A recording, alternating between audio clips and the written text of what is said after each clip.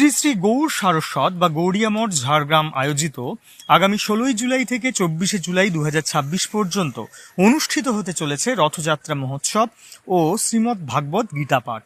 9 দিনব্যাপী এই ধর্মীয় অনুষ্ঠানে সকল ভক্ত ও সাধারণ মানুষকে উপস্থিত থাকার আন্তরিক আহ্বান জানিয়েছেন আয়োজকরা। এই রথযাত্রা এই বছর 2026-এ 5 বছরের পূর্ণতা পাচ্ছে।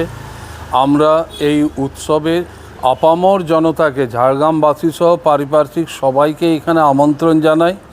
আমাদের এই রথ উৎসবে বিশেষ আকর্ষণ হচ্ছে সন্ধ্যার সময় সাংস্কৃতিক অনুষ্ঠান সহ ভাগবত পাঠ।